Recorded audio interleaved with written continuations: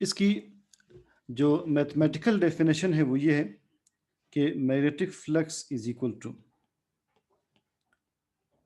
B dot A, it is the scalar product of B and vector area. So कैसे define करते हैं? Magnetic flux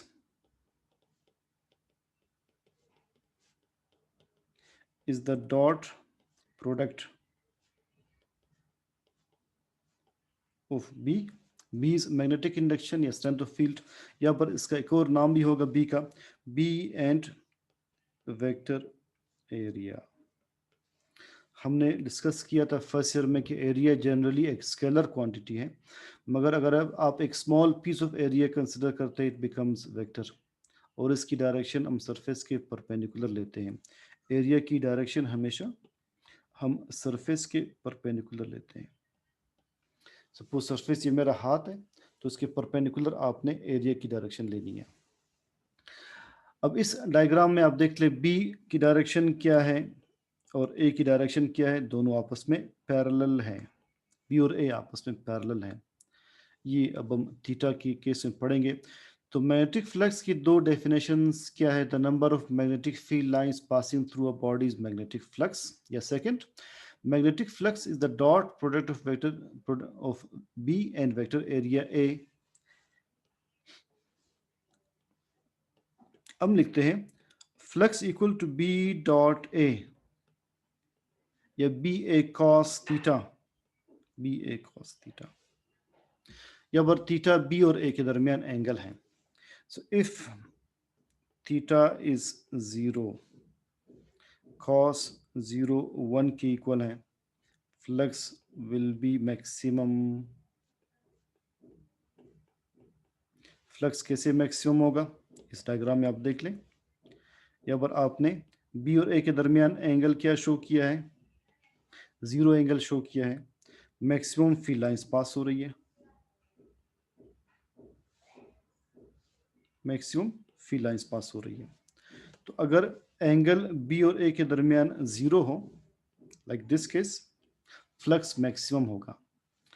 मगर अगर angle आप 90 का लें, इफ थीटा इज 90, cos 90 किसके इक्वल है? 0, so flux will be 0 then. वो केस कैसे होगा? देखिए ये केस, एक बॉडी इस तरह से है, बिल्कुल हॉरिजॉन्टली पड़ी है मेरे पाम की तरह। आप एरिया की डायरेक्शन कैसे लेंगे? इसके परपेंडिकुलर लेंगे, सरफेस के परपेंडिकुलर। अब सपोज फील्ड की डायरेक्शन ये है, एरिया के परपेंडिकुलर। अब देखते हैं कितने फील्ड लाइंस पास हो रहे हैं। कोई फील्ड लाइन इसमें से पास नहीं हो रही, सारे इसके पैरेलल जा रहे हैं। तो इस केस में फ्लक्स क्या होगा? 0 होगा। तो बी और ए के दरमियान अगर एंगल 0 था, फ्लक्स मैक्सिमम होगा। एंगल 90 था तो फ्लक्स मिनिमम होगा। उसी इक्वेशन को मैं दोबारा लिख लेता हूँ, flux is equal to B dot A. यहाँ पर बी को कहते हैं फ्लक्स डेंसिटी, बी को मैग्नेटिक इंडक्शन भी कहते हैं, बी को फ्लक्स डेंसिटी भी कहते हैं। So B is known as flux density.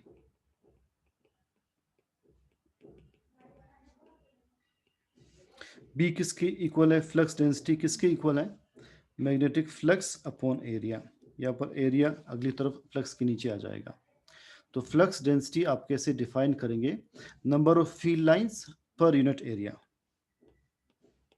Flux density कैसे डिफाइन होगा? The number of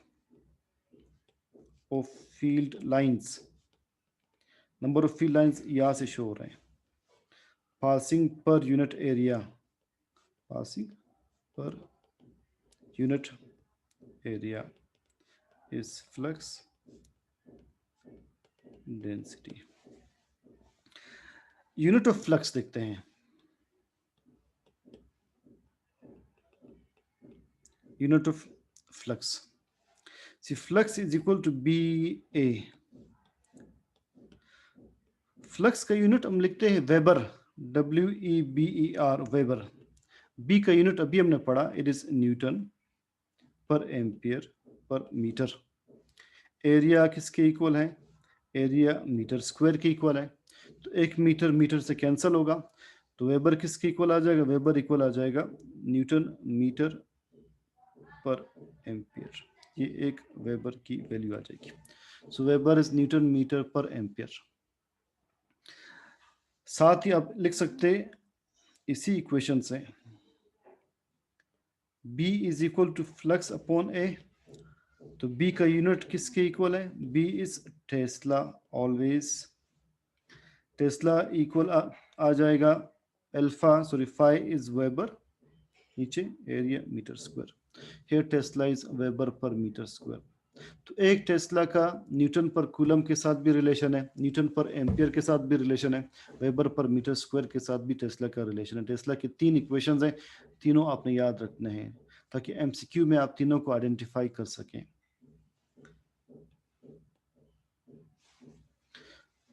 So see this topic of magnetic flux again. What is magnetic flux? The number of magnetic field lines passing through a body is known as magnetic flux. Yeah, it is a scalar product of B and vector area A. क्योंकि scalar product है, and scalar product में हमेशा हम cos theta लगाते हैं। अगर angle 0 होगा flux maximum होगा, अगर एंगल 90 होगा तो फ्लक्स मिनिमम होगा। B को यहाँ पर हम फ्लक्स डेंसिटी कहते हैं, B is equal to phi upon A, it is read as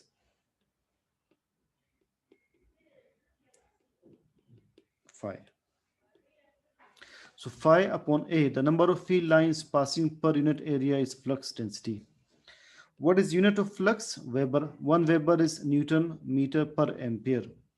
B का यूनिट टेस्ला है, यहाँ पर टेस्ला इक्वल आ जाएगा वेबर पर मीटर स्क्वायर के। यहाँ तक आज आप देख लें, कल हम इंशाल्लाह इसमें एम्पियर्स लॉ और उसकी एप्लीकेशंस पढ़ेंगे along with only definition of CRO. Second year physics में जो डिवाइसेस दिए हैं, कुछ स्टूडेंट्स को ये कन्फ्यूजन होती है एंट्री टेस्ट के लिए कि आप उसमें सिर्फ डेफिनेशन क्यों बता रहे हैं, ठीक है। बास टीचर्स वो टीच भी नहीं करते, जिस तरह से मैंने फोटोकॉपियर टीच किया, कैपेसिटर डिटेल में टीच किया, या प्रिंटर डिटेल में टीच किया, तो जहाँ सिर्फ डेफिनेशंस रिक्वायर्ड आप सिर्फ डेफिनेशन ही देखे, उसकी बाकी डिटेल्स एंट्री टेस्ट में नहीं आते। लाइक पोटेंशियोमीटर हमने सिर्फ डेफिनेशन और उसका यूज़ पढ़ा है। इस चैप्टर में 3-4 डिवाइसेस हैं, वो कुछ ज़्यादा डिटेल में, मगर CRO एक डिवाइस से कल हम पढ़ेंगे सिर्फ डेफिनेशन और एप्लीकेशन की हद तक, तो उसमें आप परेशान ना हो। और अगर ये FSC क्लासेस होती पर तो डेफिनेटली आपने सब कुछ पढ़ना था। तो आपने ये देखना कि टेस्ट के लिहाज से क्या चीज़ अहम है, वही आपने पढ़ना होगा या देखना होगा।